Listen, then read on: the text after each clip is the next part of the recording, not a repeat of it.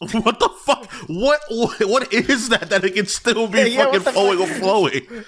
It's an energy drink that I didn't think it was that frozen. Like, it's at like this awful moment where it's oh man, it's just stupid. Oh man, what a disaster. Looks like Aquaman busted all over your fucking thigh right now. Oh, I'm so sad we weren't recording when the drink exploded. Oh, it's so cold too. It's so cold. Welcome to the Snark Podcast. We are your hosts, Chris Reagan, Derek Blackman, Tom Sweeney. Hold on, let's do a proper clap sync, like real fast. Oh, right. We got to do the clap sync. This will be in. This will be in the show, by the way. It will. We're not cutting this out. It will. Clap sync. Clap sync. 3, 2, 1. Oh my God, so cold. Okay. That was delayed, but it seems it's whatever. We'll figure it out. Figure it out as time goes on. Bro, welcome to the Snark Podcast. Going. It's I don't know how you managed to do that. That was like it's like the elephant's foot in there. Just like radioactive material won't stop. It won't stop. Look at this. That's insane. Jesus Christ. You're like 1% on your way. I understand that we are in an awkward position where you kind of have to leave that a little bit. But if you want to step up, if you want to stand up and like go like clean, like make sure clean whatever you got to clean. I don't know if you got carpets or whatever. Oh, the carpets are probably fucked already. No, actually, no. I saved the carpets. I put down my crew neck. My Elvis the Alien crew neck is now soaked in. Oh, damn. Oh, God. Welcome to the show. O.J. Simpson has been murdered. It's a shame. Rip. I always loved him. Yeah, rip O.J. Simpson. I loved him in The Naked Gun. I don't know what else he did, but like, he was funny in The Naked Gun. He was a game-changing football player, actually. Like, genuinely, like, probably one of the best ever. I mean, he runs he's an unfortunate soul. That's what I'd say about OJ. The best, easy way to describe him is an unfortunate soul. He is trash, but I love him. Crazy. That is crazy. You said that. That's crazy. Is it crazy? It's crazy. That a murderer is trash. He's trash. No. He's trash for killing his. He's trash for at least setting it up. That motherfucker had something to do with it. That motherfucker had something. He did something. He did it. I think he hired someone to do it. I think that's what happened. No, and he was very complacent with it. He was like, well. No, I think he. There's no question in my mind that he did it. Then how did they not get him? That's my thing. How did they not? Well, actually, I know why they didn't get him. Because the whole point. You know why they? Yeah, I know why they didn't get him. That's the whole point. The whole racial tension. It was the Rodney King thing just happened. King, fucking Johnny Cochran. Yes, I know. Fucking Mark Furman, the fucking racist cop. Literally, America was like, we can't take another black people going crazy countrywide. Let him go. It was just fucking. That's really. It was revenge. I feel like that literally was overlooking all the evidence, where they were like, just to get back at the white man for once, for all the injustices, for all the times that fucking there was a reverse situation. But then they did it by setting like a rich guy free, basically. The thing is that he was too popular. He was so popular. That's the problem. Let's be real. What happened is, it was literally. Wasn't it less than a year later after Rodney? It was 3 days after. I think it was 2 seconds after. And really. Cali was already on fire, literally. It was like, LA was on fire. Yeah, I remember seeing my grandpa's shotgun. Yeah. My grandpa had a shotgun under his bed because Were you alive at that time, Derek? Absolutely. When was it? It was the early 90s, right? I'm 36 years old, man. I was definitely alive. Holy fuck, because it was just before mine and Chris's time alive. Like, just before us. Yeah, you guys were just sperm or something. I don't know.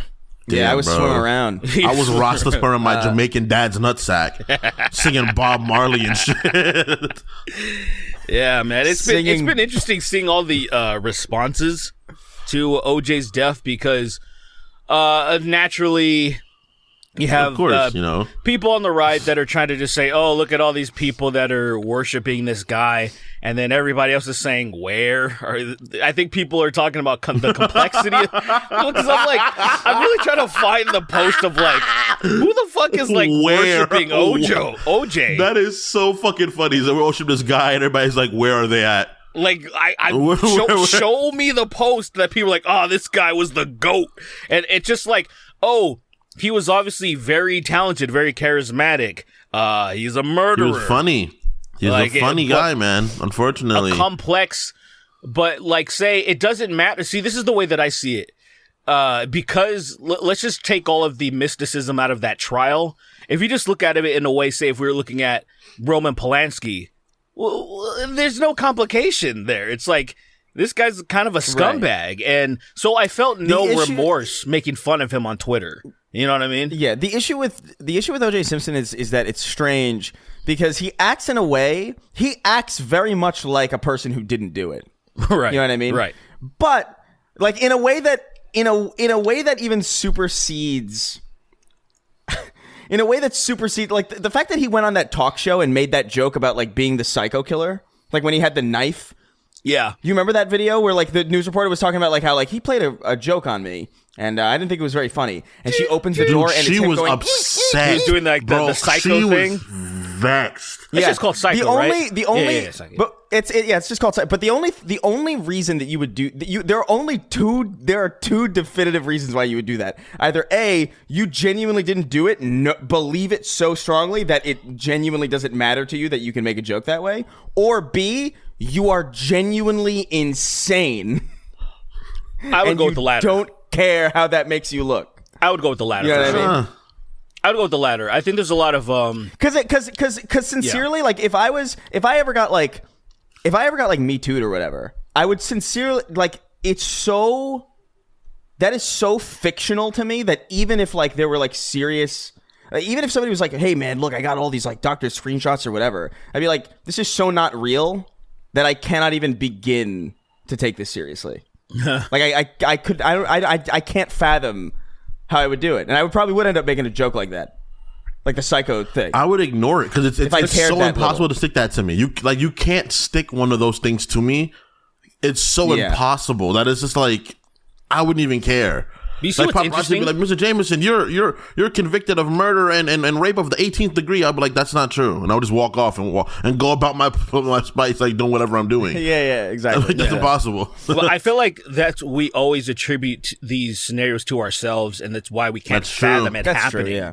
And I feel like that's always the biggest thing. Where I'm like, we don't really know what that would be like. We don't. But and I also think about maybe because it's murder. And like really heinous, like violent crimes.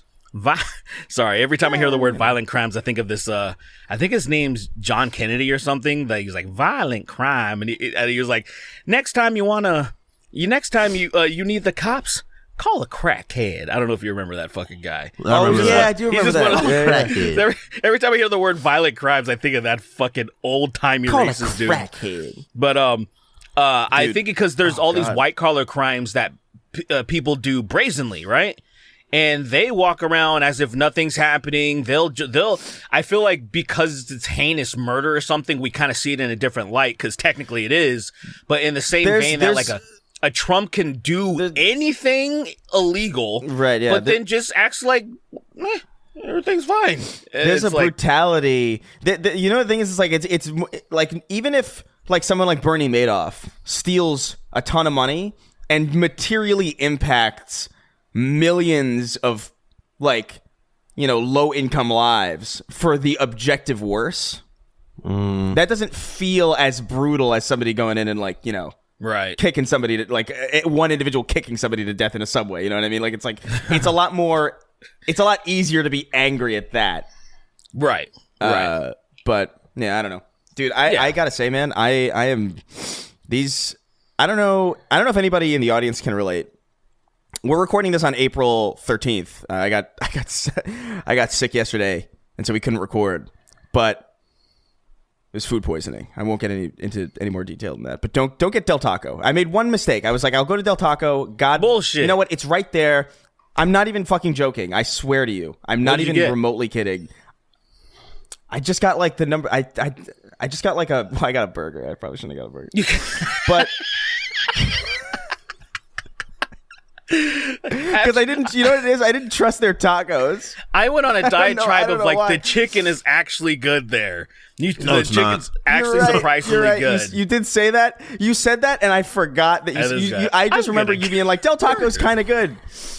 But so I was like, man, I was in dire straits. But I've never had today, Del Taco once, and I'll never have it ever. Yeah, see, and that's never. the thing, Don't like have it. of this dude saying the chicken's not good, and then saying I've never had Del Taco. I'm like, how could you trust somebody that says something like that?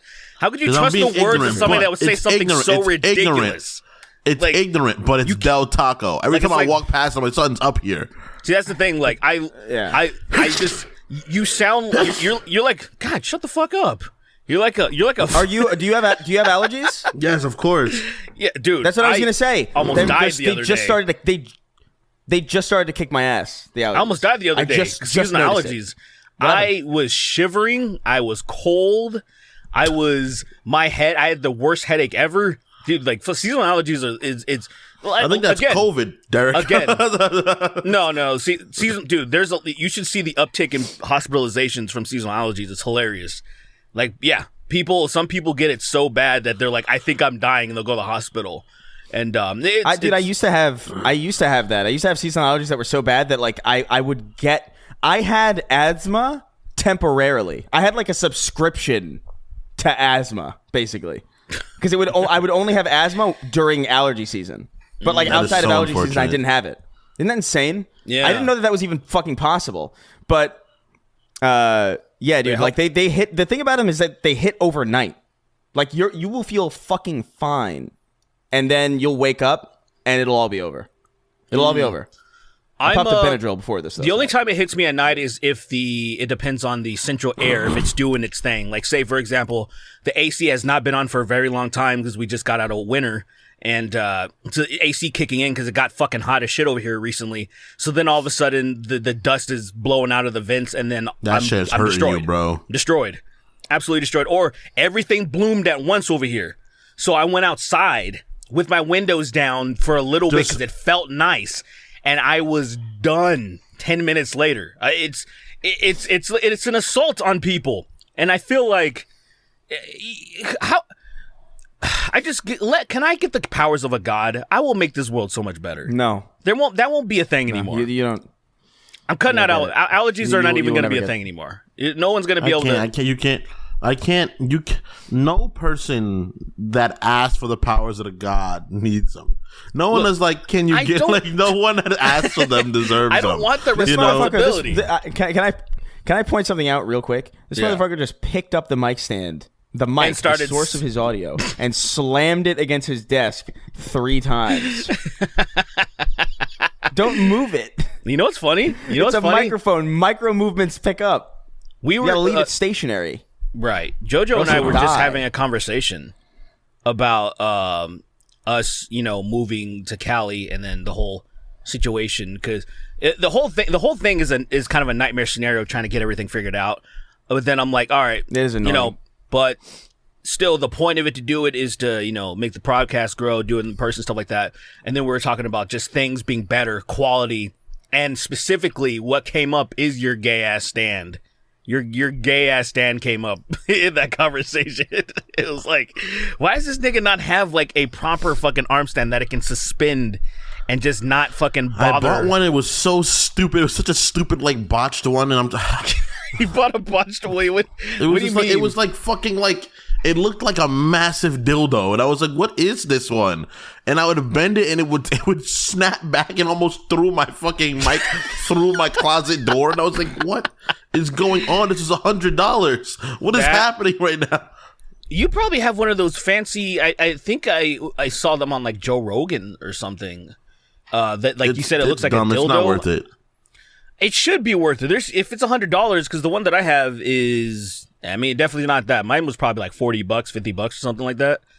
And I bought a $20 one that was a little weak, but then I just upgraded it by like paying 50% more, dog. Or 100% more, I guess technically. I put down a list of like everything that we would need. And I did all the math on it, and god damn. Yeah. God damn, it is expensive. It is so it's like doable. It's not crazy, but it is so annoyingly like prohibitively expensive to like make a like. But even before, just like a table and chairs, which is like the easiest thing. I'll figure that out. That's easy anyway. But we just need to. Yeah, it'll be exciting though. I'm excited to like. I have a general idea. I know exactly the cameras that we need. I'm gonna actually go see a guy about maybe potentially renting some. I think on Tuesday. See if that might be worth it. But renting cameras?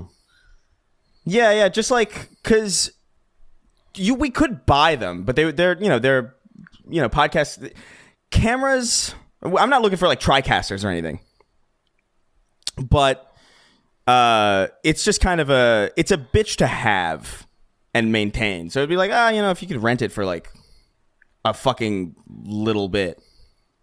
I don't know. I'm looking at it. This is outside podcast stuff anyway. We should be talking about this off camera.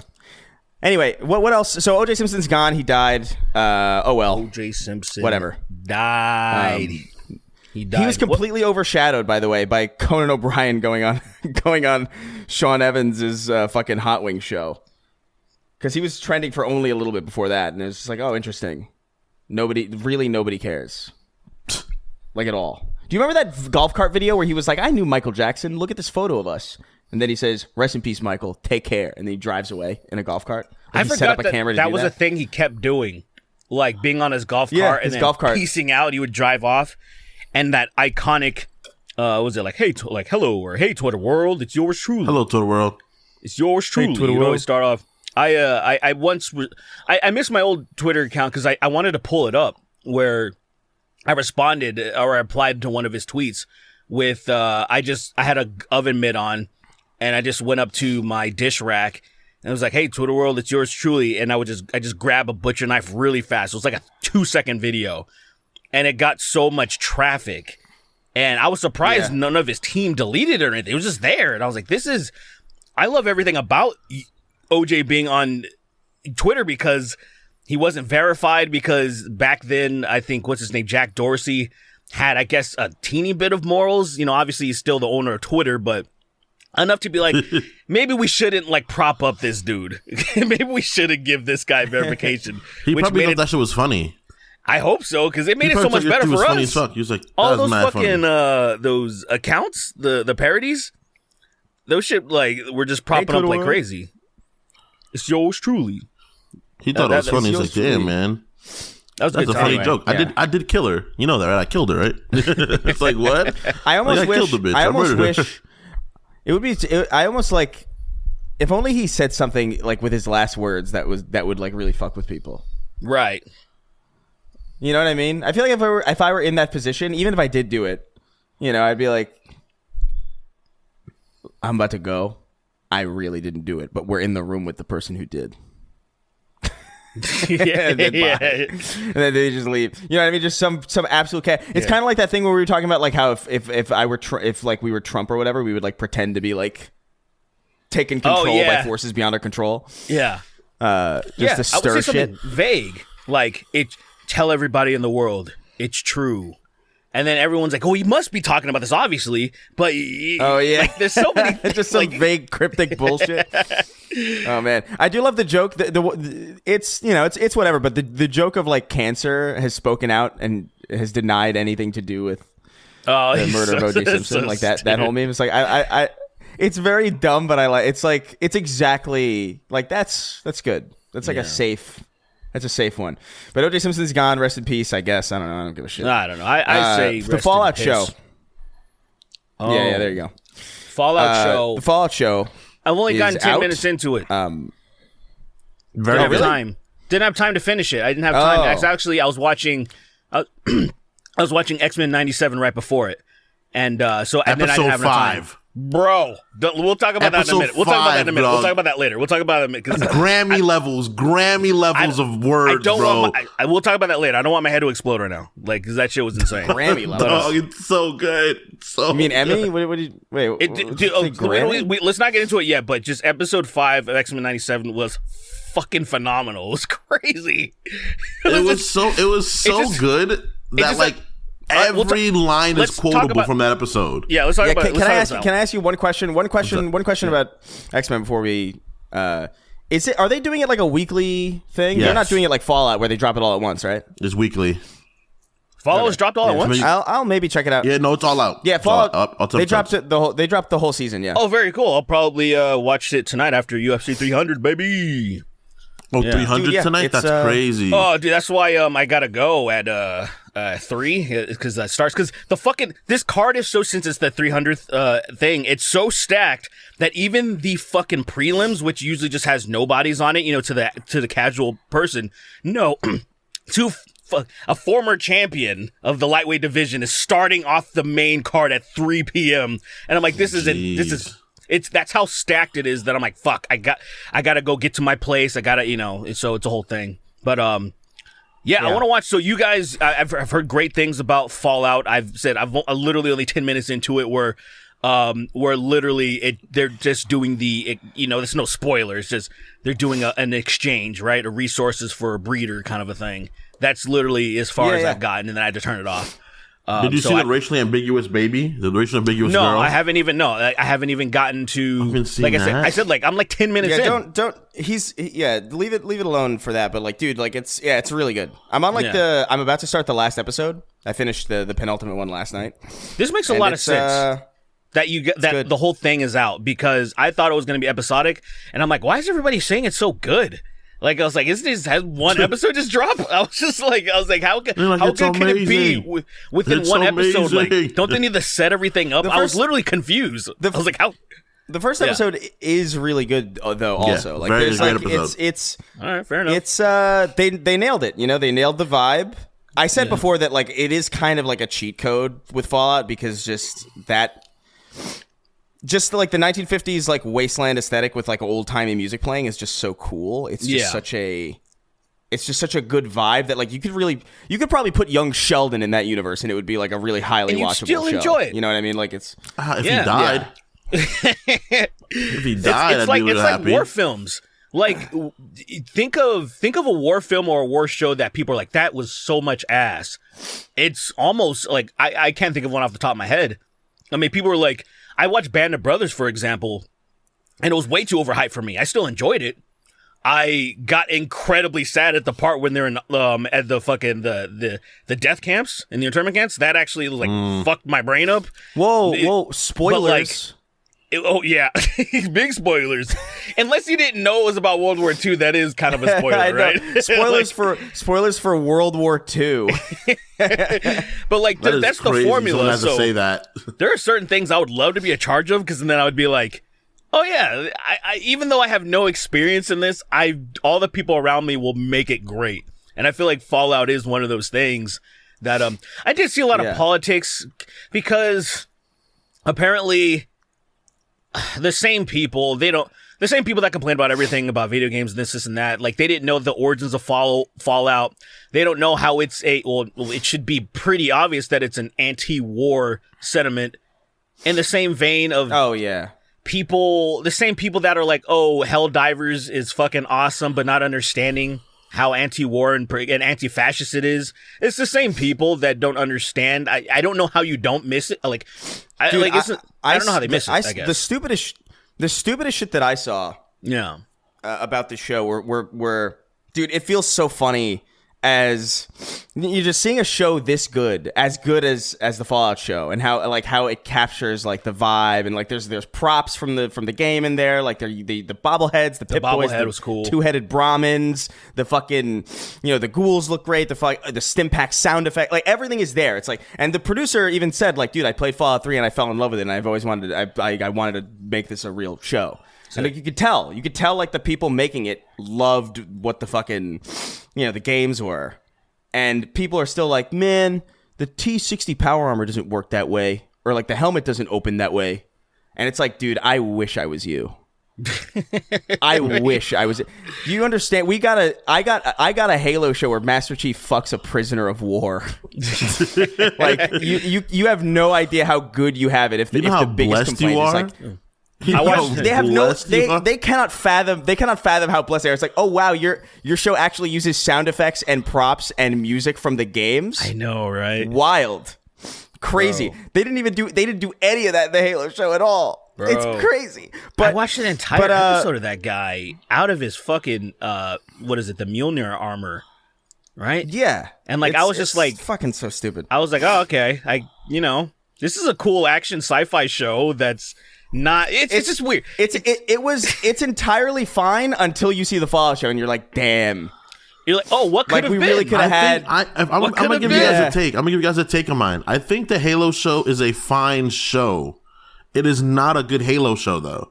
I think it's a fine show. Right. That's exactly the point. But that's the problem is that the Fallout show is a fine show and it's a great Fallout show. The Last of Us is a fine show and it's a great Last of Us show. There's no reason why the Halo show couldn't have been a great Halo show. What do you think? Show also. When these people want maximum money and stuff, the producers and everybody that are running shit, I swear to God, I thought after Deadpool 1 came out, I thought it was we figured it out. I thought it was over. It was like, okay, great. This made a ton of money for a rated R film. This is the formula now. Just do what the dumb fucking audience wants. That includes myself. Just give it to them. Just give them what they want, and then they're going to watch it. I don't understand, because I know there's people that take the artistic liberties, but I thought the producers are supposed to tell them to shut the fuck up. Because the producers want to maximize their profits and get their money back and shit. And make more money. I don't know. And there are some there's like very they do take some liberties too. It's like there's nothing wrong with that. It's like it's just a matter of like, man, this is just genuinely the game in a show for like my parents would love this show, I think. And it's a great representation of Fallout. And I see people being like, well, this is Bethesda's Fallout. This isn't like the original Fallout. It's like, I'm sorry, I hate to break this to you. Shut the fuck no up. one cared about the original Fallout. Bethesda's Fallout. Bethesda's Fallout, even New Vegas, which is based, let's be real, like that's Bethesda's bones. That's the bones of a Bethesda game there. Of course. I mean, just because Obsidian did it, it wouldn't exist without Bethesda. Yeah. Right, no one would have done it, and it's like, look, dude, this is when Fallout was the biggest and the most popular. Like, I understand. It's like, oh, I want it to be like the originals, but like, people really vibed with Fallout 3 and New Vegas in a way that they didn't with the original. And I'm sorry, and I know people will be like, well, you fucking you want the Halo show to be like the original. It's like, yeah, because the originals are more popular than those the current. Those are the ones That's that people vibed with. What the That's fuck not the is same this for Fallout. argument? Yeah, people don't care about the Fallout? CRPG Fallout games much, man. Like they're no, not at all. The Who vast do you know majority that of people, played the Fallout 1 original and 2? fans still want it. Who do you know personally that played Fallout 1 and 2? I know one person. A few people. I know a few people, but they are Fallout fans. So they're truly Fallout fans. Retroactive people. I know people that played Fallout 3 and then they went back and played the first two. No, I know a few people that played Fallout 1. They played all of them though. They played all of them. They're not even you guys aren't even that fucking old. I don't believe that. I don't believe that. I know people that have definitely played Fallout. Yeah. I believe that they played 100%. It retroactively. I don't think they grew up with it. I think you guys are too young for that. Oh yeah, for sure. Yeah, it's definitely too young. I totally think you guys are too young for that. Definitely no one in my age group for sure. But I know people that have played them. Like I know, before. like it would be like the same way it'd be like, oh man, I grew up playing fucking Baldur's Gate and shit. I'm like, no, you didn't. No, you didn't. But what I'm saying, 100% fact. I gotta tell you one thing. I played Baldur's Gate 1 and 2 because of my uncle. I did not know what the fuck was going on. I will admit that, but I did play because he liked that shit. And then I'm like, oh yeah, now I played Baldur's and I played Deadly Alliance as well. That was me playing it. It's just like, and I'm not even trying to criticize. I'm just saying like, most people didn't play Baldur's Gate 1. I'm older, so there were some games I grew up with. Like I grew up with StarCraft and a lot of old ass shit, Diablo. But like, say there's a lot of people that they had to play it way after the fact because it just wasn't their time. And the same way I feel like Fallout was the same fucking thing where my brother didn't play Fallout, so I had no chance to play Fallout 1 and 2. Because he was the one that showed me everything, like all CRPGs. Yeah. And so I missed it. And I played Fallout 3 and I was like, this game's fucking rad. I tried playing the older ones and I'm like, I don't really. I was just like, they're not really for me, to be honest. Yeah, the gameplay of it is just very different. And look, it's like, I understand, like, as an original fan wanting that, but at the same time, it's like, these are not really comparable things. Like Fallout was really put on the map by 3. That is the Fallout that most people know. It is the most well-received and like most universally acclaimed Fallout. But the Halo show, the Halo show doesn't even go by like the rules of even the shittier games. It makes its own bullshit up, which is even stupider. Like, even if they wanted to do like, oh, we'll base it off the new stuff, I would have been like, all right, well, at least they're basing it on the fucking game in some way. Even though I would have preferred like the originals because the originals were to Halo what Fallout 3 was to the original Fallouts. But whatever. It doesn't matter. The Fallout show is really fucking good. Walton Goggins is so good in that show. Very fucking good, man. He's good in everything. I love everything. Yeah, he's great. Very true. He's great. Like I love him in Hatefully. Nothing. Every time I've seen him, he's like, dude, in Hateful Eight. He was he kills everything. Matt Berry being in it was so nice to see. Like I was like, oh my god, they got this fucking guy. Aw, man, I didn't know he was in it. That would have been a nice little surprise for me. Don't worry about it. Don't worry about it. Is he being Matt Berry though? Is he like Matt Berry in the show? Somewhat, yeah. It's enough. It's enough to notice, but like, yeah, it's good. It's good shit. Like, I highly recommend everybody, if you have Prime, check it out. Although Prime is doing this weird thing now that I didn't know that they were doing, where like I was watching I finished like 3 episodes or 4 episodes, and then an ad played, and I was like, yeah. Oh yeah, what? they what is they so every streaming service now is, because they realize that ads is more profitable than the premium versions of their so they're even Netflix, Disney Plus, they're all trying to get people to do the ad version of the thing. You can still pay more for premium stuff and no ads, but they're gearing people more towards it because they make more money with the ads revenue. And so now all of a sudden they just happen to just put ads in their shit. I started realizing this. I'm like, what the fuck? And then they have a thing that I thought was illegal, that their ads are louder than the fucking show. Because that used to be a thing, like Hulu used to do this thing notoriously, and then they're like, nah, you can't do that shit because it would be so much louder. Spotify, I remember Spotify being like really popular for that because it's like you'd be listening to fucking I don't know, fucking Love Me Browning, because for whatever reason that's what you're listening to, and then tired of the ads. Yeah, and they would scream at you, and they would just like have these like it would be like a cow being slaughtered in the background, and like a pig being dipped in battery acid. Are you tired of the ads? Subscribe to Spotify Premium and get all sorts of fucking ads, and then you just hear the 9/11 happening behind the guy, and people screaming and explosions and oil catching and fire, igniting beat to death by like a fucking. Like a pig getting beat to death with a log. Is there anything worse than like a pig being slaughtered noise? That shit sounds so bad in person, man. I've heard it in person more than once. That shit sounds bad. It feels like it's almost funny. That's how bad it sounds. It's almost funny. It's almost funny. Like actually, it's like holy it's like shit. The worst. Really... It sounds like something that we shouldn't fuck with pigs because of how like. Almost demonic in a way. Like it's just such a sound that you're like, bro, should we be eating this thing? This is crazy. But it's so the good. way they kill it too, dude. I saw them kill it with a log. It's just a log and two people, and they just hit it. They just hit it with logs till it died. Like, who were the people that were killing? Fucking farmers.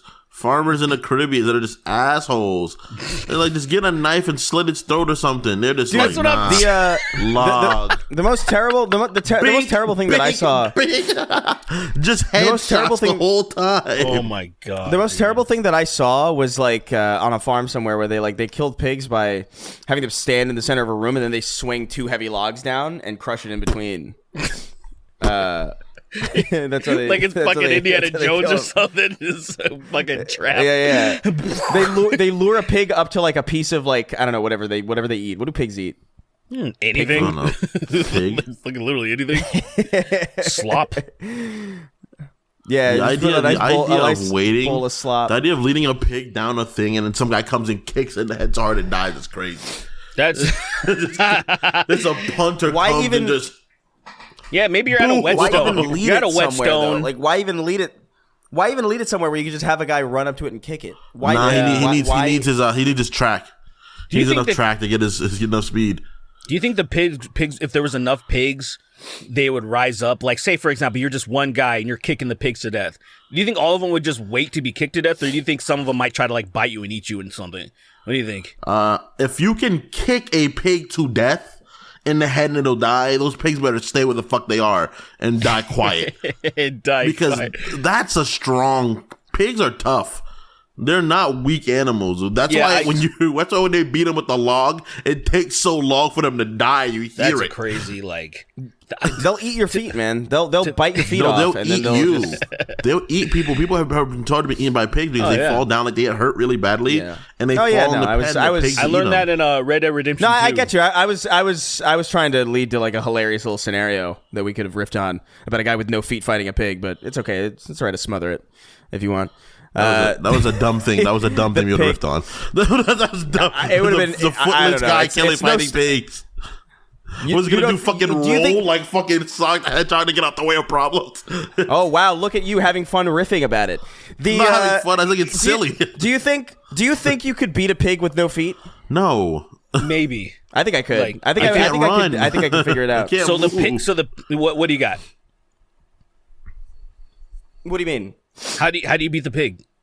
How do you beat the pigs? Well, I feel like now that I'm not encumbered by my feet, I could move around the battlefield a lot more like limberly. You know, it's almost like I have spider legs now because they're all they're to a point. Yeah, it's pointy bones. It's like that, and like maybe it's exactly like that. It's like walking around. It's like did you guys ever like walk around on crutches but like without your feet? Sure. Do you know what I mean? Yes. It's like that. So in this scenario, you are a miraculous person. Our nerve endings have been severed. We don't have any. We don't feel our. Because so are we talking about like So the pigs, did they eat your feet to where you just have perfect stumps? Yeah. Okay. All right. I can deal with that. Yeah. More. It's like one swift chomp and your feet are gone. Okay. It's like clean and then see what I was hoping they would chomp you to where you have like, a piece of your bone is kind of sharp, and then you could really just kind of rapier the pigs. You can really skewer That's what I'm them. saying. It's like it's not going because you could skewer them with your new pointy legs. I like that. I think you'd be in a good spot. I think. Like and now your feet aren't open to weakness because they can't eat your feet once they've eaten your feet already. You know. Do you think? Is it? Can I? Yeah. Go ahead. Well, I was gonna say, like, do you feel like if you lose a limb, let's say you lost your arm or something, or let's say you lost your left arm and your right leg, and you have like prosthetics. Is there any part of you that is like relatively relieved that there's less of you that there could be a problem with? No, because really the biggest problems that I worry about are all in my fucking torso. I have this bump by my sternum. I think it's called sternum. Yeah, by that bone bite. Yeah. Like I have this bump here, and I'm like, oh no, what is this? Should I get this screened? Like, God, it's usually I don't feel. Yeah. Like, I felt a lump on my calf one time, and then I forgot about it immediately. And then I was like, oh yeah, and then I checked, and I'm like, oh sweet, it's gone. Who cares? But if it's like on my torso, I get way more scared, and I just want I wish we can. There's this picture of Arnold Schwarzenegger where most of his torso's gone, and it's just his legs pretty much just into his chest. So it shows him like flexing, and so he's pretty much just arms and legs. That's what I want to be. Like I just want to be arms and legs, and I feel like there's so much less maintenance to your body. Your body would probably run really efficiently because less stuff it has to do. If you didn't have all of the middle parts of your body that keep you alive. Sure. Yeah. Okay, so I guess wait a second. What if all of my organs are just right? Because it's just right here. It's pretty much arms, in your arms, and your feet, and my your upper. Yeah, dude. I think bodies are brilliant at adapting. I think that is a real scenario that could happen. It's like you ever see those? I just want prosthetic limbs. I want like fucking like cybernetic limbs so bad. Don't want you cut your legs off. I want to look down at my cybernetic hand, close it and open it, and realize I could smack the fuck out of somebody so hard they would die now. Genuine question. Nice. Actual genuine question. If we were at a point right now where like there are like amazing robotic prosthetics where like you could basically even like it even mimics the sensation of touch, you know, like you can feel, you're basically you're like 90% the way where your normal hand would be, like as far as like mobility and dexterity and all that stuff. Would you willingly get rid of your arm for that? Not yet. No, it has. Well, to I mean, be I'm like, saying hypothetically cyberpunk. in a world. Oh yeah, it has to be cyberpunk level. It has to be better than like I have to be better than I was. I can't be worse than I am. There's no point. I'm just downgrading. Okay, so let's put it this way. Let's put it this way. The arm is stronger than your human arm, but you only have you're missing 10% of the sensations that you would normally get from your arm. So you can't feel necessarily everything, and you're not as limber, but it is considerably stronger. Not to the point where you're able to lift a car necessarily like easily, but enough that it's like it's noticeable. What stronger are you talking about? Like you could rip a door off its hinges like really easily, but like a car is still a fucking car. Enough. Oh, really easily? Brother, for just a little less sensation? What? Of course. I'm in the middle of that. Yeah, I don't even know why this is a debate, really. I'll do it for my legs. I won't do it for my arms. Brother, like for just a little less sensation. I mean, I want less sensation, man. When you fucking like I'll do it for my legs, not my arms. My arms, I want less pain. No. My legs? Hell yeah. I would kick the fuck out of trees. I would kick trees. I'd kick dogs. I'd kick people in the middle of their bodies and break their backs. The idea of spin kicking somebody in the spine with my robotic leg and their spine just pops like an X-ray from Mortal Kombat. This right here is evidence that when we have these upgrades available in the future, you will not be able to get them. Like you've sealed your fate because they're going to scan your work history, and they're going to be like, "Oh no, this guy literally just wants to kill everyone." They're like, "We can't." I want to do something fucked up, do something like weird, and people are like chasing after me. Then I look at them and I jump over like a fucking wall, and they're like, "What the fuck was that?" And I'm just like, you wouldn't necessarily be able to jump over a wall. I would get cybernetics to become a cryptid. Okay. Would you get rid of both your legs? That's how it works. Huh? Would you get rid of both your legs then? Yeah, both of them. That's wild. I wouldn't do that. Go to both my legs, go to my spine, go to my fucking everything that doesn't directly touch things, like touch and grab things, I get rid of. No, I'd keep my eyes for now until I would I get bored maybe. I don't want my eyes would probably be the first thing. That. My eyes would probably be the first thing to go. I think I would immediately be like, get me out of these eyes.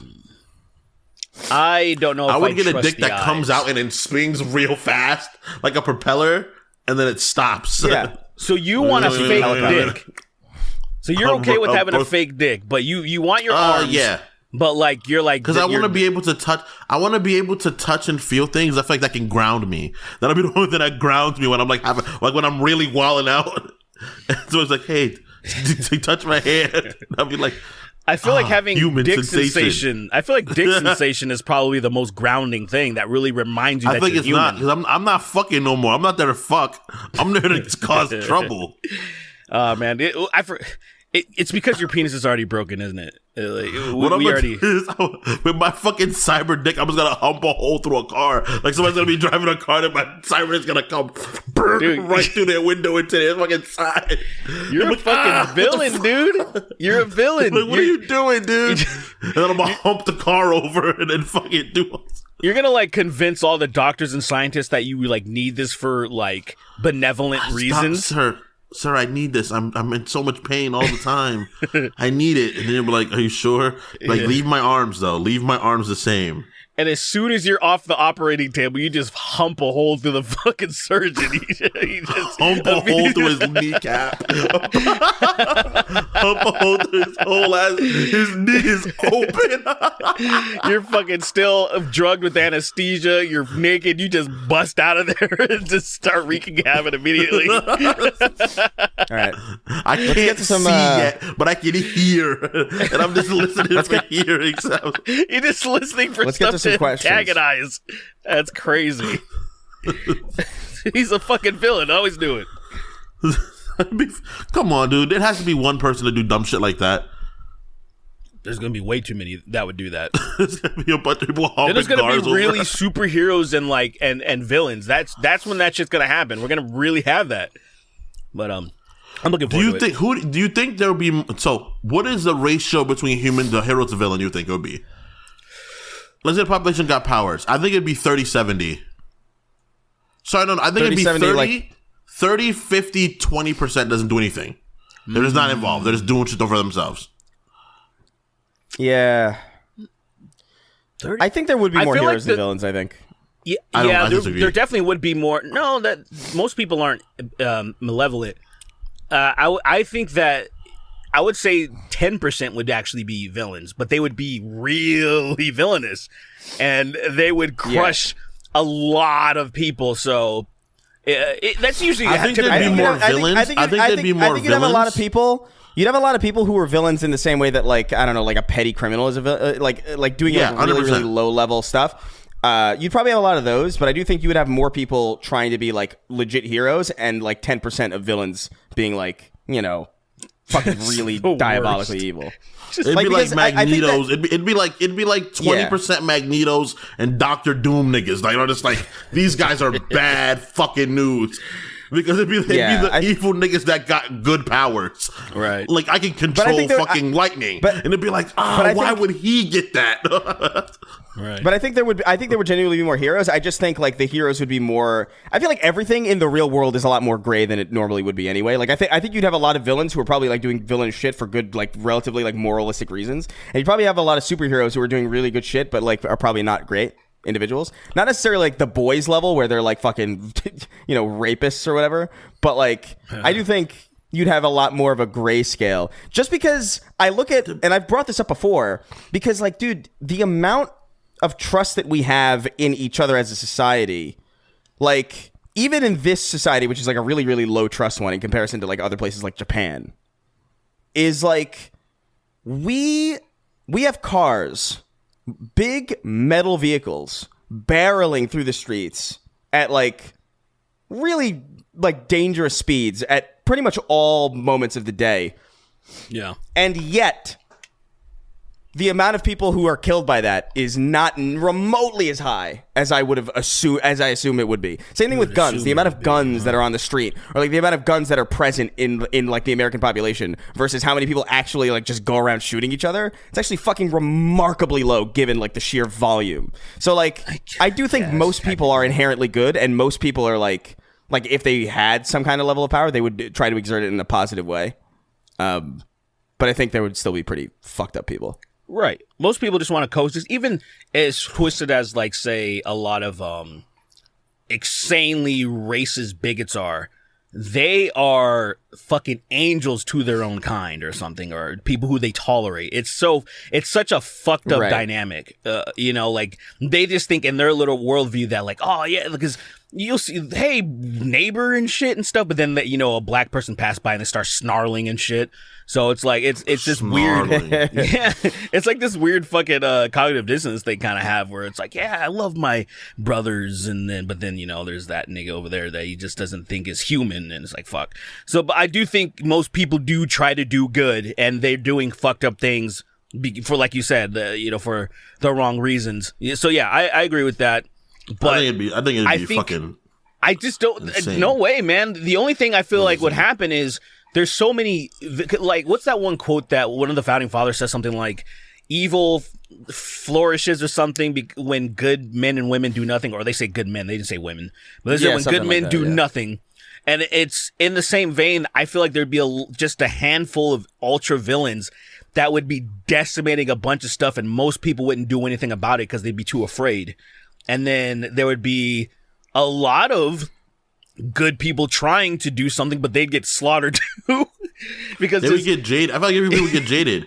I feel like this would be what it is, right? It'd be a lot of heroes the first wave, right? It'd be a ton of heroes, everybody's trying to do the right thing, and then what would happen would be people would get still discriminated and hurt for just being heroes, and then it would just lead down a really fucked up path. Also, I feel like it'd be like one horrible like pedophile that gets like time travel or some fucked ability. And it's like, no, this is so bad in your hands.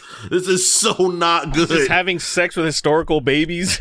Just going back and every great person he rapes as a baby. Dude. Every so how do good you feel? Dr. King, Abe Lincoln, fucking who else? Oppenheimer, fucking every That's good crazy. Vinci. Fucking Jesus Christ, he gets kid Jesus. He finds the real Jesus, like, oh, Jesus is real, and rapes the baby in the manger. Fucking it. And it's like, what So the insane. fuck? What would society be like? The world would be completely different. It wouldn't be our Really world, so it Such a doesn't matter. brutal version of the universe. Let's do questions, man. This is fucking... That's crazy. It'd just be one guy with way too much power doing really fucked up things. Let's get to some questions. Or Zorro a kid with fucking mental retardation that can make nuclear explosions. Yeah. Yeah. Questions, Zorro please. Camido wrote in. He said, "Howdy. Have you ever wild? Have you ever smacked your dick accidentally when taking a bath while trying to grab falling soap or something you dropped? This happened to me recently, so it left me pondering and quaking in pain. I don't know. I don't know this specific scenario has never happened to me, but I've definitely tapped myself like a number of times where I'm just like, how do I? I really can't. Aggressively hit my testicles before. I'm and trying like, damn, to that really picture hurts. that person's scenario. What did they smack I their gave dick up on? immediately. I don't know. His hand. That's stupid. That's so stupid. That he smacked his own dick trying to grab soap. Is that what he's saying? Yeah. His story matters so little to me. I'm gonna be real. Jesus. I just thought it was a good question because I often find myself, not often, but like every time that it does happen to me where I hit myself in the balls, I feel like such a fucking idiot. Where it's like, how did I do this to me? It's usually like it usually happens whenever I'm like managing wires and it's like, oh, a bunch of wires, and then I'll like do the thing where like I roll it around my hand real fast to get it in a roll, and then it'll tap me, and I'll be like, oh, what? How did I do this? How does this? It's almost like biting your tongue when you're eating, where it's like, how the fuck? I have so much experience. I have so much experience navigating this, and it's like, how did I manage to be so stupid in this one instance where I like just forgot the mechanics of my own body? It's unfortunate. That shit's whack. Biting the tongue is a fuck. Goddamn. So yeah, I can't. Loser. He said smack dick, like, so I'm like, first of all, that's already weird because I think probably people hit their dicks all the time and they don't notice it. It's hitting the balls, like you were saying. That's the thing that stands out. Where I've been too aggressive before. I have one burned into my memory of it was I think so. I was really young and I was balancing a book on I was laying down on my bed balancing a book on my knee, like kind of like reading it in a way that it's almost falling off my knee, but I'm kind of have my hand, and it's just like it was kind of like a little thing so I can just read it from a distance. It was nice, and then I got careless where it just fell to the side a little bit, and I was wearing very just silky boxers, so no protection really. And the corner of the book, the sturdiest part, just perfectly hit me in my ball.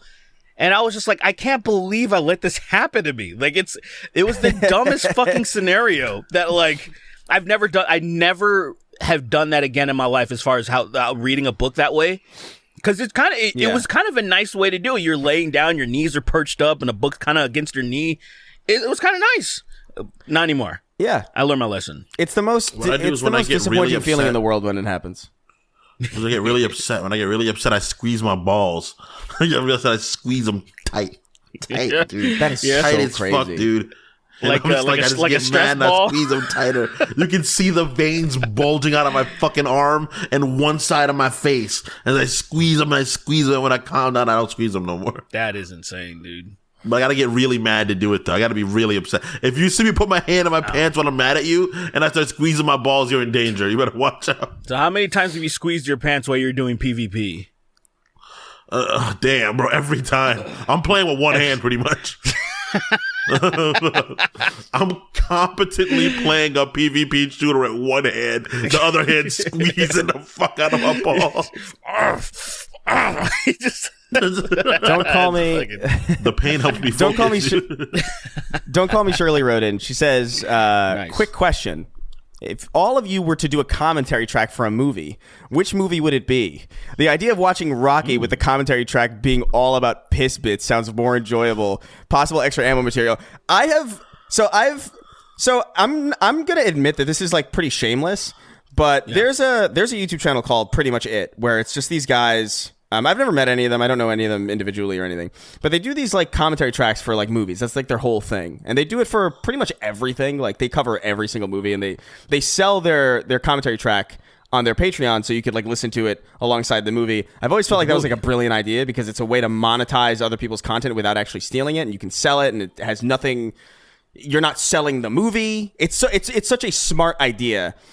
And I have thought about how fun it would be, like, if we were all in person. Not necessarily do this for every single movie, but, like, for, like, special one-offs to do something like that, where we're, like, especially when we're all in person and we can watch it in person and do all that stuff, like, in-house, in the room with each other, how fun it would be to watch something like Spider-Man or Rocky or something that, like, has or something that has relevance to us. Not like fucking Lindsay Lohan movies or anything. Every like couple months, just do one of those. I feel like that would be fun, sincerely. But yeah, I've actually thought about. So I have I have a 7-minute video that exists in my hard drive of my friends and I commentating over what was it, The Force Awakens. And it's probably one of my favorite moments because we turned Han Solo into just a seethingly old racist man.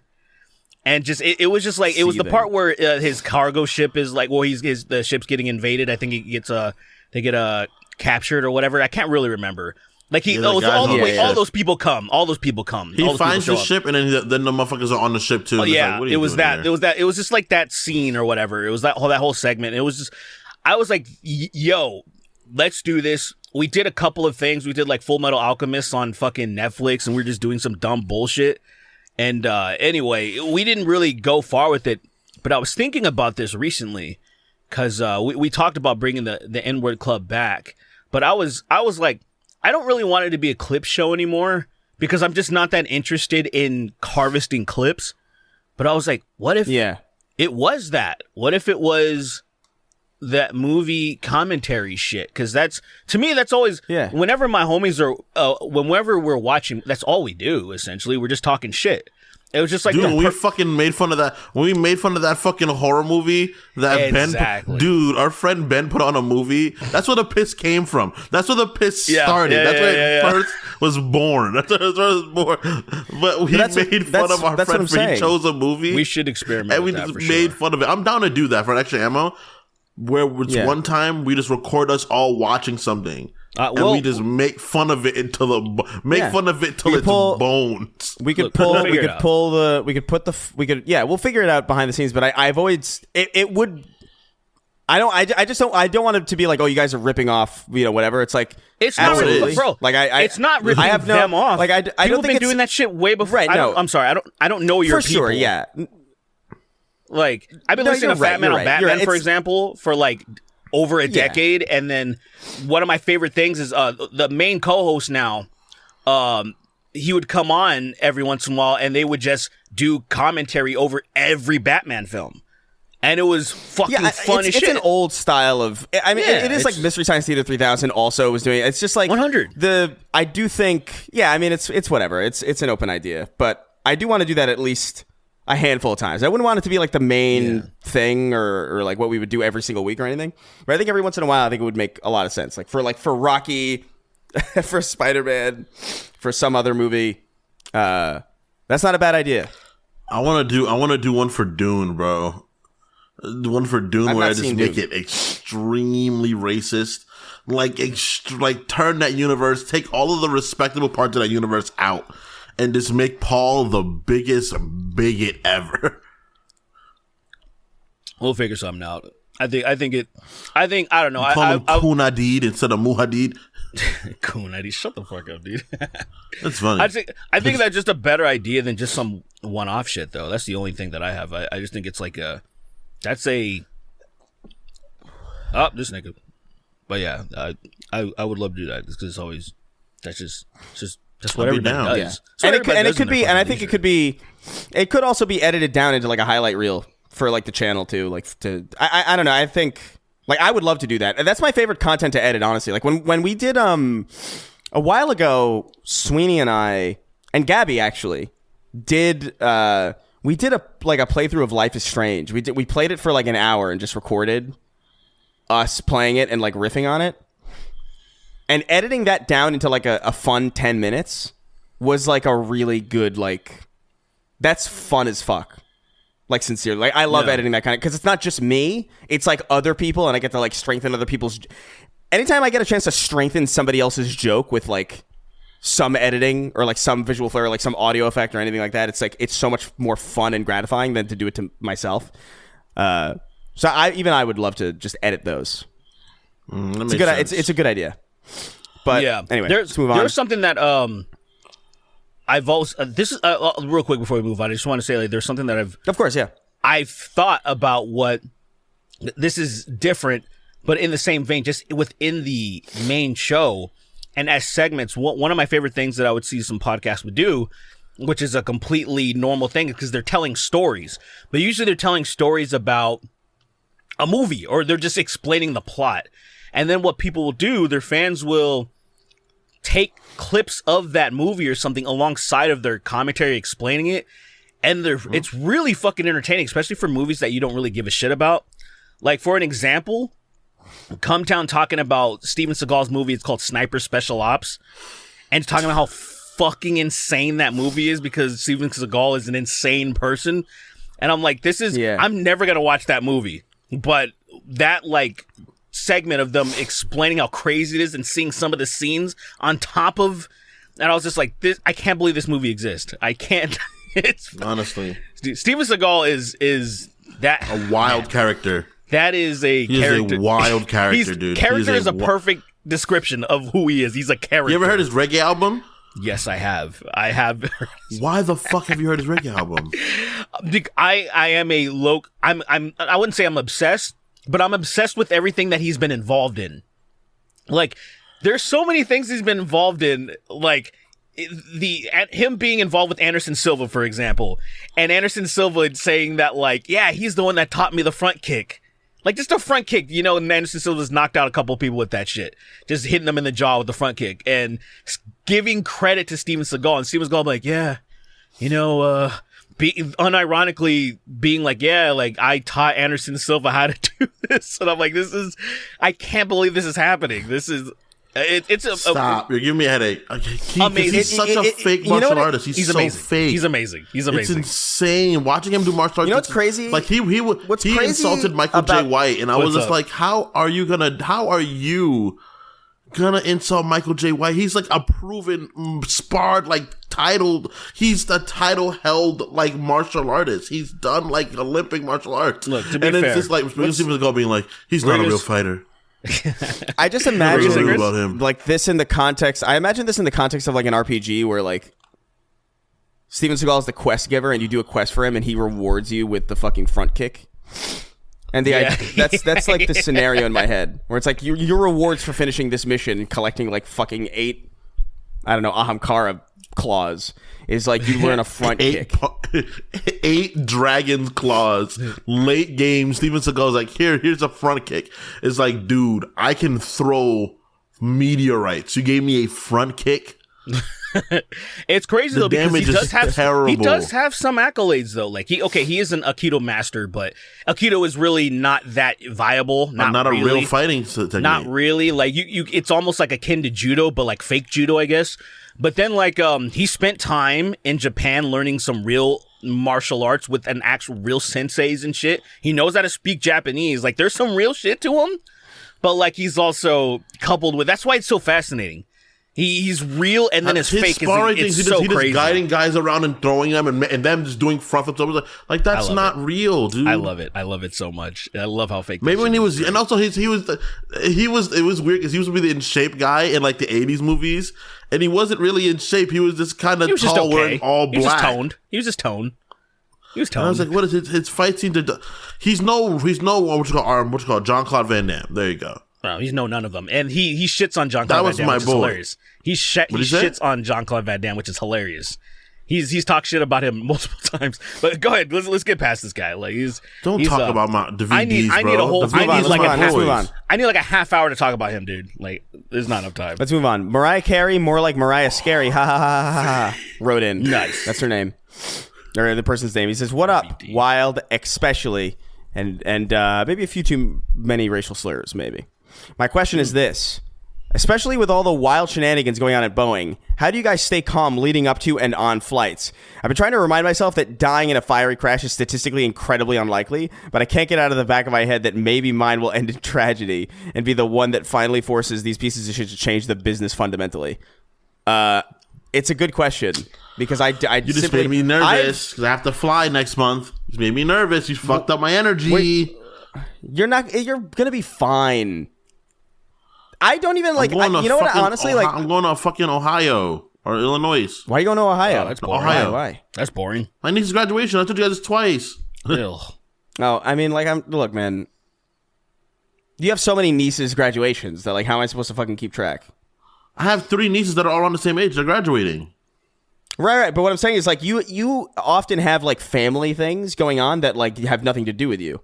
So like I've already had it in my mind that I'm like I'm not going to commit anything that he says to my memory niece, if it's regarding like a family. Is effectively my sister. She's effectively my sister. Right. Because my sister's so much older than me that my niece is closer age to me than my sister is. I understand, but like you're always talking about like how I can't go do this thing because I have to go to my accountant's niece's sister's bris. And I'm like, I'm sorry, like I can't do it. You know, it's you don't get it, man. That's why I get free accounting, bro. Everything's for a reason, man. Whatever. Free accounting is a great thing, bro. The point is, you just have to accept that you're gonna die.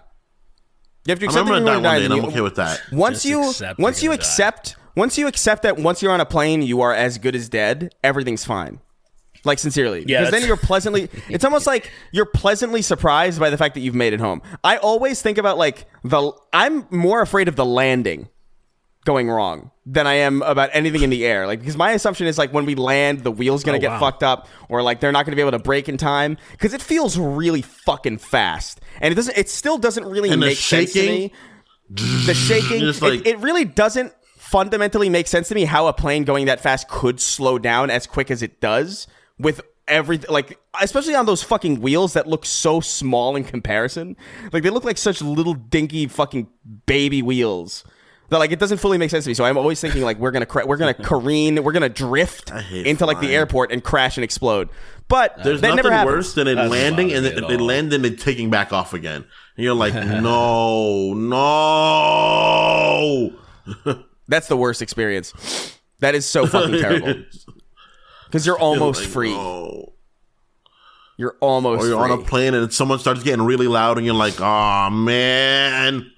But yeah, I don't know, man. Flying doesn't scare me as much as it used to. Flying doesn't scare me as much as it used to because like I remember having this experience where like the masks came down. I think I must have told this story on the podcast before, but like I was on a plane where there was like so much turbulence and like some fucking weird thing happened. I think it was described as like a glitch, although I feel like I'm just like I'm filling that in my head because I don't know why that would have been anything other than that. Because somebody did that on purpose. So like the masks came down when there was turbulence. And I remember like that was in the early days of me flying a lot. When I started flying like often, like when I would go home and to LA like 5 times a year. And I was totally calm and fine. Because like at that point, I was so nervous getting on the flight that I was like, I'm going to die on this plane. And then when the mask came down, I was like, yeah, okay, here it is. And then they were like, false alarm, sorry. And I was like, that's crazy. That is a wild hypothetical thing. Real quick, guys. Hypothetical, right? Let's say you guys are on the plane, right?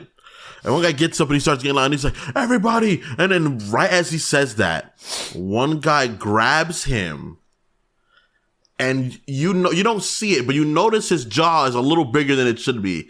Bites solidly into his throat, and you hear like a few crunches, crunch, crunch, and the guy's not moving anymore. The guy's not making noise anymore. He's gone. Do you get mad or do you continue just like, thanks? Oh, Mad? dude, I think I would spend. So Like, I what do would, you do? Like, yeah, what why do would you we do? get mad? You say that, and you just keep sitting down quietly, flying to where you were going. I would think I would have to think about it. I would sit there in silence, pondering for a good 5 minutes, because there's two scenarios that could be. There's two scenarios there. Either A, the person who got up was about to hijack the plane, and that guy saved us, or that guy was getting up to warn you about this guy who just bit his throat out. And so, like, I would have to really sit and think about, like, is this concerning, or was I just saved? And I would have to replay the footage in my head over and over again. I would be so still in my seat. I would just sit there and try not to cry. I don't know. And just focus I would on think it's trying the former, though. I would think it was the former. Like, he saved us. And as long as the jaw man didn't do like it to another person, then he's completely quiet. fine. Like, right after that, he's quiet. No, nothing. He's back to what he's doing. Then I would think it's the original scenario. I'd be like, he saved us from some fucking terrorists. He coughs, and you hear him cough, and everybody stops breathing when he coughs. Just the fucking cart titan looking out for us, man. Like, did a good job. Or the he's the guy, man. Yeah, we were gonna get. I was in this. Yeah, in 2024, I was in his flight, right? And this guy, I think he was gonna hijack the plane, but some dude unhinged his jaw and like swallowed like 3/8 of him, man. And we just went back, just continued flying. We didn't want to say anything. So he kind of saved us, but like, I would be totally okay with that, to be honest. we let him off the plane first too. Yeah, well, why not? Hero, like, you talking about, like. Fucking give him some medal. Give him some fucking stupid, dopey Army vets Medal of Honor. I would just want to be not near him. I just want to not be near that guy. Hey, like, man. whatever speeds up me not being near him, I'm okay with. As long as their threat is not like, as long as I'm not aggroing them, I don't care. Like, that doesn't bother me. You hear him say audibly, like, man, I'm pretty hungry. You're just like, yeah, as long as I'm not in their vicinity, I'm like, all right. Yeah. You're on a plane. When you're on a plane, you're in everyone's vicinity on that plane. Well, I mean, not really. I mean, it just depends. To me, it's like, I just don't fuck with the captain and don't fuck with me. That's it. You can eat everyone else and just leave me alone. So fucked up. All right. You leave me alone and I'm I'm cooling, man. One more. In fact, I'll help you eat everybody else. Me and you. Let's get another question in here. Yeah. Let's get another question in here. Imagine coming home and Ethan Ralph is there. He says, thought you could talk shit, huh, Darky? And comes on your doorknob. That's his name. Yeah, he wrote in, he says, hello, Darky, Darker, and White Man in all caps. White God man. damn. That feels... Man, there's something about white man in all caps that feels like a more offensive phrase than fucking Darky to me. It makes me feel danger. It makes me feel danger. Like, I don't know why. Yeah, white it's all man. caps. I was like, whoa. Times New Roman. This question is more towards Derek and Sween. What did you guys think of the House of Dragons show? What are your favorite moments, and are you guys worried about this fucking up like Game of Thrones? Yeah, I've not seen the show at all. I still haven't seen the Game of Thrones, so I'm at it. I'm not worried about it. Is it good? Yes, I liked it. I liked it. I liked it. It's Matt Smith I think he's great as he's been doing some villainous roles, and I think he's perfect for that, because he has this. Have you noticed, like, a lot of British people, they're quote unquote handsome, but they're also hideous at the same time. And he's like one of those people, you look at that motherfucker and you're like, what is going on with this dude? What happens is this, right? British people are so violently inbred, and they dictated what beautiful was for a while. So like now it's like, this person's gorgeous. Like, this person looks like he's definitely his cousin and his own daughter. Yeah. It's just like same thing with Benedict Cumberbatch. Like, he's another person you're like, oh, he's kind of handsome, but then you also look at him and you're like, the fuck is wrong with this dude? I think he's like very fine looking. I think he's literally like an optical illusion where you see one thing where he looks handsome and you see the other, he's like fucking just a monster. Like, he looks like an alien to me. I think that's what I think of, like Adam Driver. I thought Adam Driver handsome. was British because of how he looks. You know, because I was thinking when I first noticed him like acting, I thought he was just putting on an American accent, right? I was just thinking he was just doing American dialect. He's an American. But yeah, he was in the fucking army and shit. And I was just like, no, you look British. What is this? I don't think he's British at all, personally. What are you talking about? He looks fucking... I don't think he's British at all. That's me personally. He looks like... Because he's tan. If he fucking... Bro, there's plenty... That... You don't have to be porcelain white to be British. Like, it's fucking... What's his name? Superman. Superman's not porcelain white either. He's a fucking regular white guy. To me, he looks like blessed. He doesn't count as one of them. He looks different. more. He has good fucking genes. Bald head nigga that does all the action films. Jason Statham. He's not porcelain either. He looks kind of fucky. There's images of him that look fucky. That look fucky. You're crazy to think he looks fucky and to think Adam Driver doesn't look fucky. I never say he doesn't look fucky. I said never thought he was British. That's why it is. I thought Adam Driver looks fucky. I thought it was like remember that image of the mouse that looks like Adam Driver? There's a mouse that looks like him. There's a cat. Do you think? Do you understand why I think Adam Driver looks British by looking at him? He's unique looking. He looks unique. That's the nice way to say it. He looks inbred. Like, he looks like a guy that's, like, had one too many cut. He looks close to, who is it, Prince Charles or, Charles? I don't think he does that, really. Yes, dude, put them together. They look like they were cousins and and their parents fucked or something at some point. Some weird shit happened. But Adam Driver just happened to come out English, American. Anyway, House of Dragons. All right. Fun show.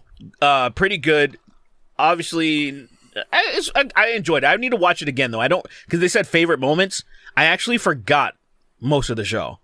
I'd have to watch it. My favorite moment was when the dragon ate the other dragon, easily.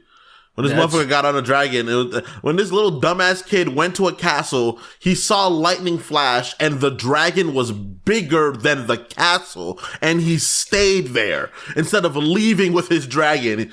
That is my favorite moment. I'm like, oh, you deserve to die. Well, there you go. Right now, you deserve to be killed. My favorite moment was the incest. Yeah, there's always incest, man. Where there's Targaryens, there will be incest. There will be some sweet incest. What else you got for us? Why are they always fucking their family members? Why are they always fucking their family members? I'm like, that's just how it is, girl. That's how they like it. That's just how it goes. If you had good blood, your family would do it too, Lily, you know?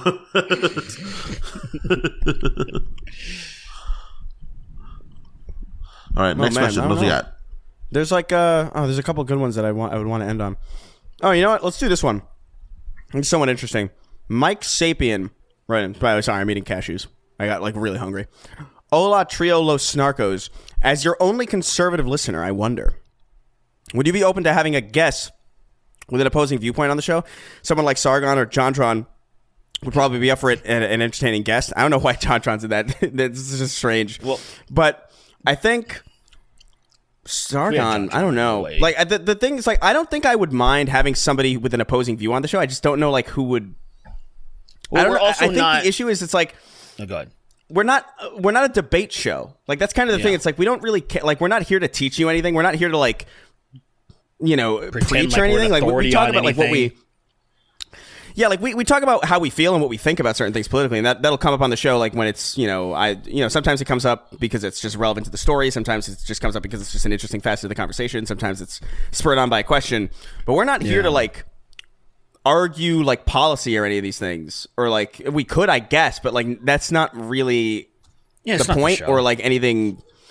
Yeah, I mean, if somebody with some opposing viewpoint wanted to come on and riff, it would also depend on how what kind of opposing viewpoint is it? There's a line for all sorts of things. I wouldn't want to have somebody on the show who's I'm pro pedophile. You know what I mean? I wouldn't want that person on the show. Yeah. Look, there is absolutely a threshold you absolutely wouldn't cross, obviously. But there is, say, for example, a JonTron is a perfect example of somebody who'd be awesome to be on the show, because we're most likely not going to talk about political views. And there are some disagreeable things we've had just from some of this, but that's not what we're doing. Sargon, for example, would be different because pretty much all he does is talk politics. So he wouldn't be a good guest for our show. like in that way, and say like, I don't mind having a conversation with them outside of that, where I would talk to a lot of conservatives if they want to like have an actual conversation. The only thing, this sounds kind of pretentious. It's like, they're wrong on like almost everything. It's just like, it's one of those things where people would be like, oh, that's such an ignorant thing to say because this is that. And I'm like, no, I just live in reality. I read, I understand history, and so many talking points that come from that side. It is based on non-factual things because that's not how you control people and keep them listening and stuff. Like, even when you're talking about anything, like almost any subject, where I was just trying to have a conversation with somebody about fucking World War II and the idea of National Socialism. And then from the conservative talking points, for example, saying, well, it has the word socialist in it, so they're socialists. And I'm like, that's not even, like, do you do any history at all? Like, anything? Like, that's not how you can it just works read Hitler's own words, where it's just a psyop, essentially. Where he's like, I'm going to call it socialist, but it has nothing to do with actual socialism, Marxism, or anything. And then, obviously, what actually happened in Nazi Germany. And it's like, we can have these conversations. There's a fundamental misunderstanding about like a lot of things politically speaking, like even just labels. Like Marxists are considered like really, really like so far left that it's crazy, but like Marxism is pro-gun, even though it's like a super like left-leaning belief. And like I feel like a lot of right-wing people would probably be like, what the fuck? Is it? How? It's just like, it is. They don't, things are a lot more complicated than you think they are. And yeah, it's just not getting a lot of factual information. And yeah, like and I said, also like I don't want clips of the show. I don't want clips of our show where like it's just debate stuff. I hate that. It's like the worst. It's the most annoying content that I see on my feed on TikTok or anywhere else, where it's just like people debating on a podcast, because it's always, no matter what you do, you could clip the same exact argument out of a debate and post it on the fan sites for either of these two people, and both audiences would be like, wow, he crushed it. And it's just like, it's so not real or valid or interesting. And this is that is my biggest problem. And whenever I see a debate, one thing that they always leave out, and why it frustrates me and why I never finish them, is they just don't even, there's no concession. And I'm like, I'm sorry, we can't move forward until you admit what was said, or whatever this point is. I just gave you real shit right now. Whether we verified it or whatever, I need you to concede that you're fucking wrong, so your audience understands that you're wrong. And if I'm the one that's wrong, I would see. The thing is, and here's the biggest thing that I want to say. I think this is really important, and then we'll just end the show, whatever. But when it comes to why I say that blanketed thing about the right is like usually doesn't have facts a lot of times, because just from watching the people, I always ask people like, hey, how many times have the people that you watch made retractions? How many times do they take the videos down when they get shit wrong? Right now, there is a lawsuit happening right now that is going after Fox, fucking Tim Pool, all the big outlets, because they just put shit out, don't verify anything. They're getting fucking sued. So what happened to Alex Jones? How many times has this happened to left-wing pundits? How often does that? No, they always do retractions. Every time I watch these people on the left, it's like, oh, we fucked this up. Sorry, guys, we did this, because they're doing real journalism. And people don't want to hear this because it's like, it's pitting left and right. But I'm just being objectively, I watch media on both sides, and there's a very big difference between left-wing media and the right. And it's not not everything is perfect, obviously. But you can tell when people are trying to do real journalism, where they do retractions, they make sure that they print retractions on their fucking websites, because they have to do that legally. So you don't, because people don't sue because it's hard, but they can get sued. And right now, Tim Pool and all those people are getting sued right now because of that Nazi white supremacist that fucking did the shootings and stuff. And they pinned it on some fucking vato that had nothing to do with it, spawned from Twitter. And now they're in trouble because of this shit, because someone's actually deciding to sue. And it's like, well, that shit wasn't happening. I'm just saying. This is... Mm-hmm. Yeah, no, a great example of this, and we'll cut off immediately after. It was what I wanted to talk about, the Fallout show, but I totally got derailed and I totally forgot what I was saying. All right. Where I saw some people complaining. I saw like the biggest post that I saw about people complaining about the show is like, man, the show retcons New Vegas to mean that it like never happened or whatever, or like they show New Vegas in flames or whatever, and it shows a screenshot of that happening in the show. It's like, this show sucks. I can't believe they did this. They don't care. That is from a stylized title sequence.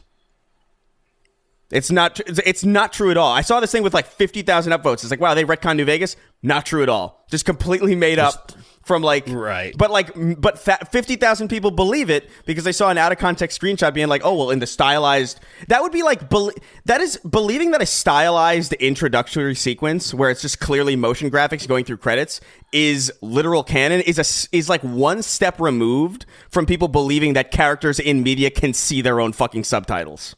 It is a level of media. It is a level of media literacy that I fucking cannot fathom. And for that reason, I don't believe that we can really be trusted with political discourse anymore. Like, I just don't think it's like it helps anybody. I think it's completely fucked. I think it's warped. I think there's an algorithmic incentive to just say the wrong shit and not care about whether or not you get shit wrong. On, like, even and stuff dude, like there's that, so many. I think it's gotten worse. On that I think it's gotten post, progressively on that worse. post. Dude, on that post and posts like it, I see people like, everybody's correcting them. And they're like, oh, you should take this down because it's like just literally misinformation. And then they're like, oh, yeah, you're right. I'm going to leave the tweet up, though, because I don't hide from my mistakes. And it's like... Like, no, you're just engagement farming. No, you're fucking you're engagement farming. bro. Shut the fuck up. It's why it's difficult for me to take anything like that seriously. It's like, I don't know who's really genuine in that sphere. I do want people, like, I'm so glad that some people are, like, Alex Jones got held accountable. Great. People say that, like, because, well, look at say he got held accountable because all the shit, it finally caught up with him. It's because some people finally get the resources together and actually do something about it. Most people won't do anything about it. That Liv's a TikTok person. She's next. It's going to happen to her very soon. Once the people get their ducats in order, Chaya Rajik, whatever the fuck her name is. The thing is, like, I would talk to anybody, and I guarantee you, I am not a, like, oh, I'm an always right type of person. I can be wrong. I've been wrong so many fucking times, but when I tell you the difference between these two sides, it's fucking night and day. And the only reason you don't think that is because you consume one side that will always lie about fucking everything. And there's not enough time to go through all the lies. And the one thing is, I said, there's the lack of concession. Like, I watched what was it? The Israel-Palestine debate between these scholars, 3 scholars, and then fucking Destiny. And I'm just like, okay, I'm seeing this thing kind of get moved on and pushed forward and all this shit, but I'm like, can we not move forward until there is a consensus, there is an agreement that who is right and who is wrong? I feel like if debates work that way, they would actually be viable. They would actually, because then I think the right and wrong aspect of it is impossible to acquire now. I think like because like there is a right and wrong, and there is a right and wrong in things often. There is more often than not a right and wrong. But what happens is that these political people, they're getting in them to submit themselves being wrong is like trying to get the fucking sun to stay up all day. It doesn't work like that. Well, because we don't have a format of doing that though. I feel like it's like trying to play basketball without never really worked like that. I feel like it's just in the same way how there's clear winners and losers in sports and debates.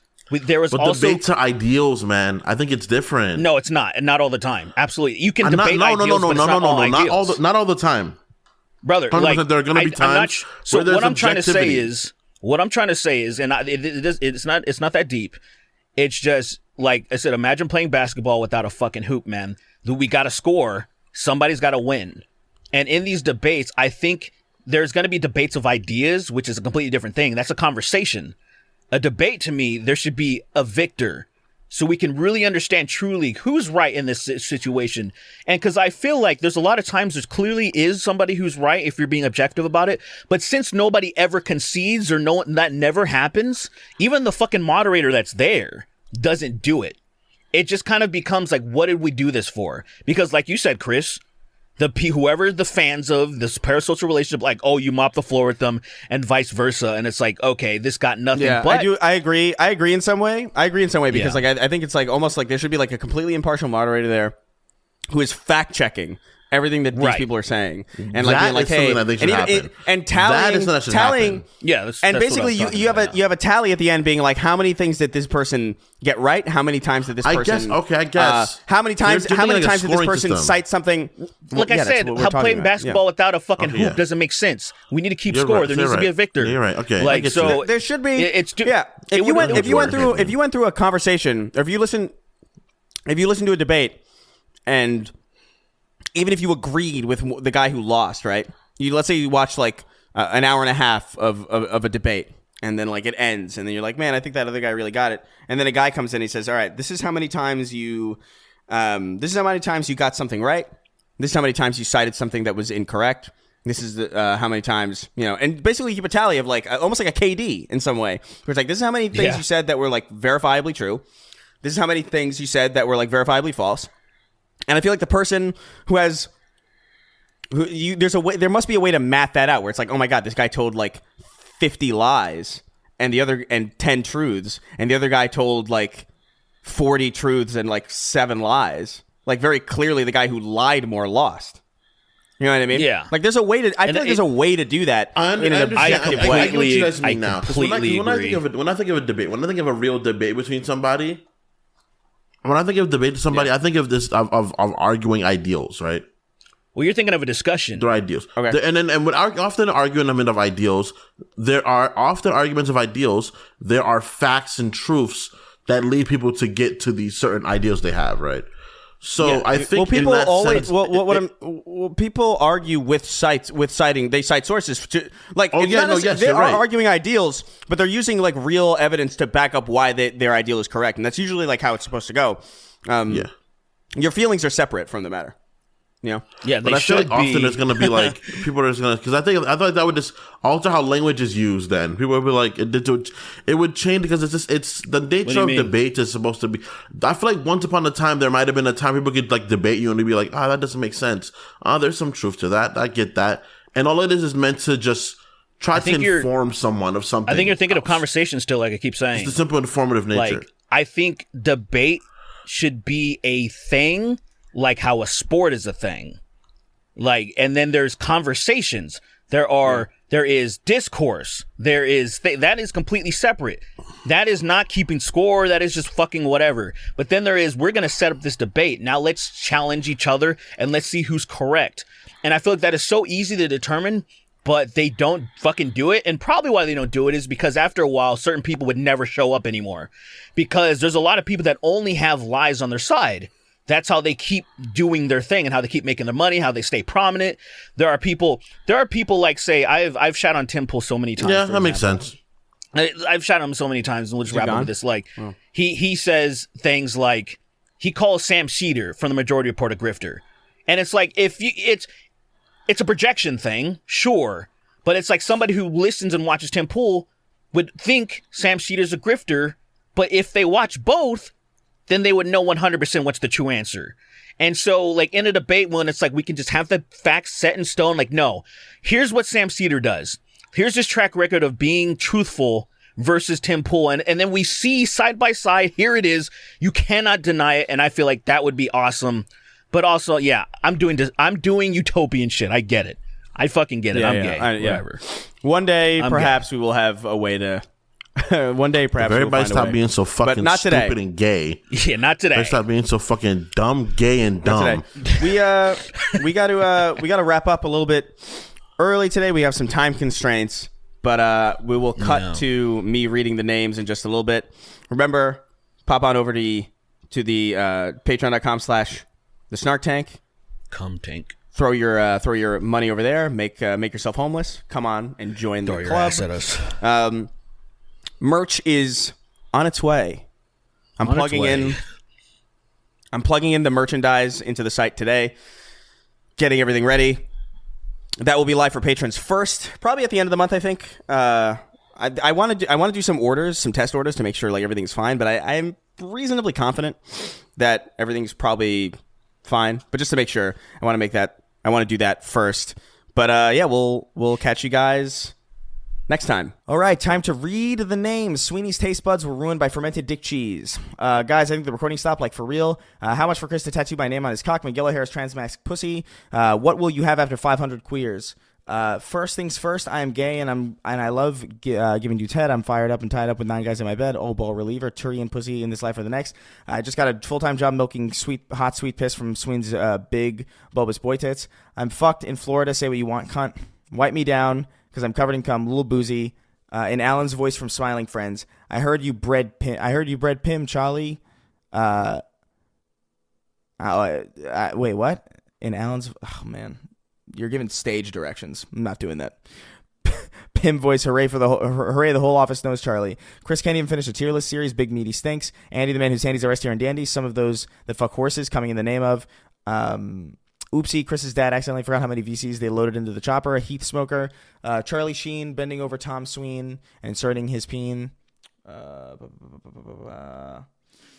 Regulators, but it's Ejaculators by Warren Gay. Tariq Nasheed's Secret White Gay Lover. Smormu. Hey, Smormu. Homeless trans femme who comes. Gonna put my pee-pee in your earlobes, Derek. There's a... wait, what? Seven Nation Army, but the baseline is a quiet fart.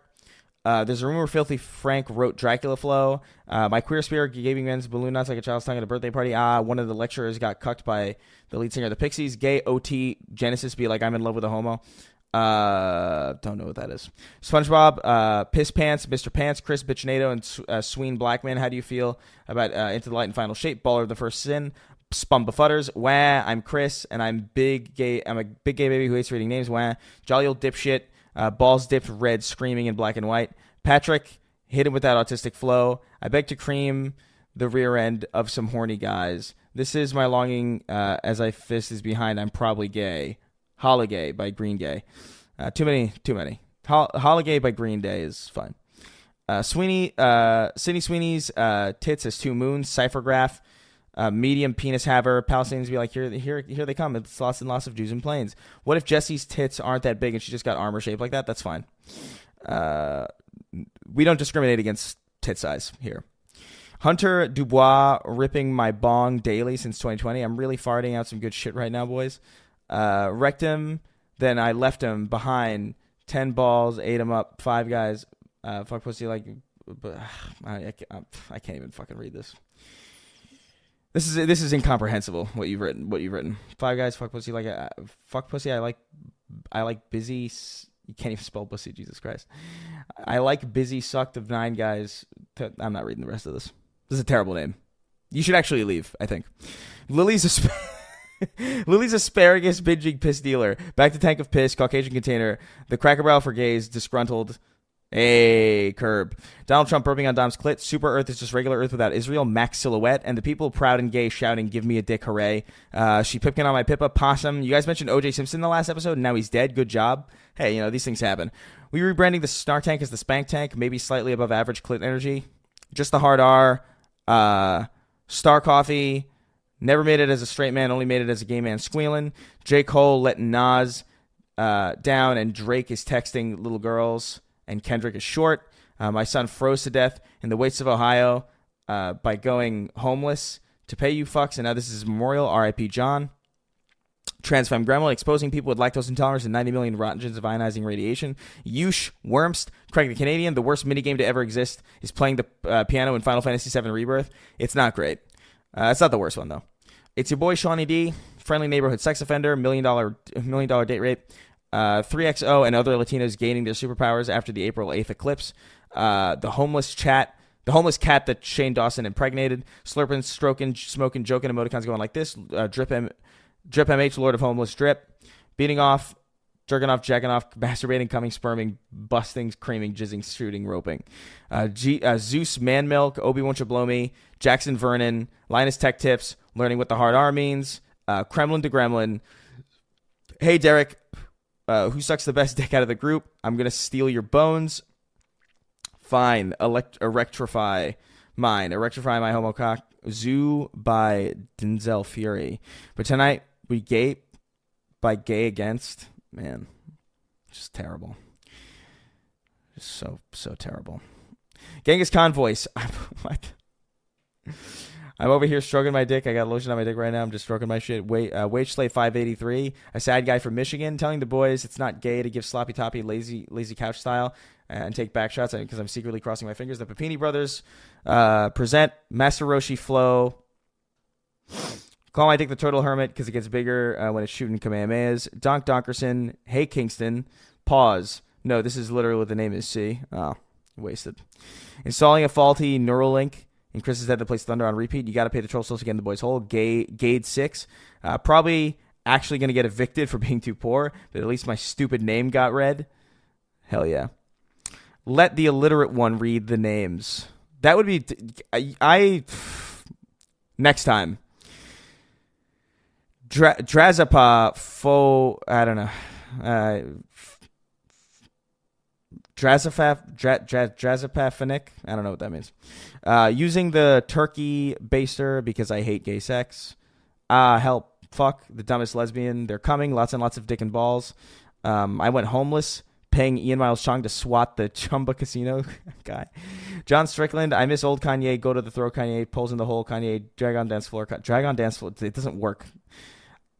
It's that last one's really bad. Drag on dance floor Kanye is fucking terrible because I miss the old Kanye, go to the throat Kanye, pulls in the hole Kanye. Those are all good, but drag on dance floor does not roll off the throat at all. That does not come out of the vocal. That's so terrible. Mercs 1889 tongue punched her fart box till I spelled hoe in the back of her on the back of her teeth. That's wild. The first Church of Keith David presents Weekend at Sweeney's podcast because he dies. Second Church of Keith David featuring being better than the first Church of Keith David. Pre-Roz, Blake 896, Rhino pilling J. Jonah Jameson, Chris trying to read like pa. That is real. Not Israel. That is real is what I meant. Lily's theme park ride is just a lazy river, but it's piss. Alaskan oilfield trash, Texas tater salad, fabulous. Sue Hulk, tickle my ass here is Nikki Ziggy. I want to test drive Chris's dyslexia, Ginger. My piss is thick like a gas station slushy, and Lily chugs it. Live action 9/11. Wicket 909. Sorry, Miss Jackson. Badly Brave. Hugger Derek. Duck Hunt. The Vegan Necromancer. I got consent. Aetherian. Brazilian Punter. Wellness one day finally rehabilitated and back in the saddle with 2 functioning hands, and is rounding out the list as always. King of Haphazard. Thank you. Goodbye.